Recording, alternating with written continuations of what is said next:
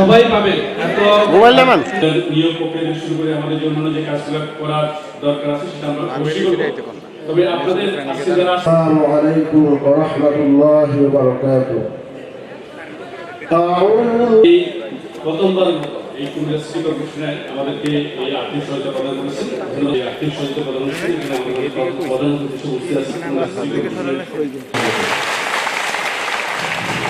ধন্যবাদ আপনাদেরকে।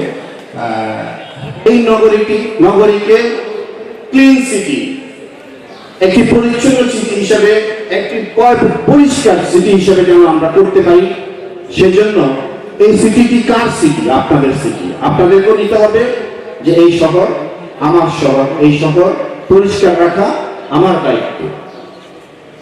এই আপনারা ময়লা আবর্জনা ফেলবেন না। ময়লা আবর্জনা ফেলার জন্য নির্ধারিত স্থান রয়েছে, আমাদের ডাস্টবিন রয়েছে, বিভিন্ন বিন রয়েছে বিভিন্ন জায়গায়। নির্ধারিত জায়গায় দয়া করে আপনারা ময়লা ফেলবেন। আপনারাও সহযোগিতার হাত বাড়িয়ে দিন, তাহলে আমরা একটা পরিষ্কার পরিচ্ছন্ন নিট এন্ড ক্লিন শহর আমরা আপনাদেরকে উপহার দিতে পারবো।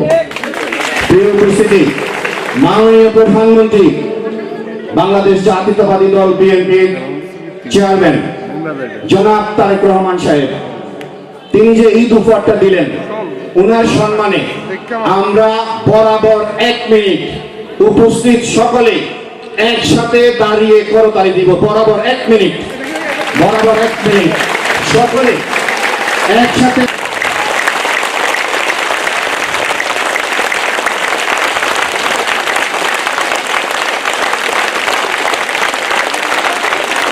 ধন্যবাদ, আমরা কৃতজ্ঞতা জ্ঞাপন করছি মাননীয় প্রধানমন্ত্রী। এবং আমি আমাদের এখানে বর্তমানে তো নির্বাচিত কাউন্সিলর নেই, আপনারা কাউন্সিলর দায়িত্ব পালন করছেন, আপনাদেরকে আহ্বান জানাই যাতে তারা আপনাদের সঠিক উত্তর দিয়ে দিল। ঠিক আছে, এটা আমরা একমত, সবাই হাত তোলেন।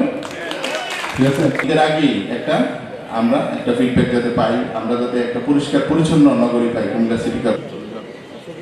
আমাদের যারা সুবিধাভোগী আছেন, যারা পাবেন, তাদের আমাদেরও প্রচুর ব্যস্ততা, আপনারাও মাঠ পর্যায়ে কাজ করবেন।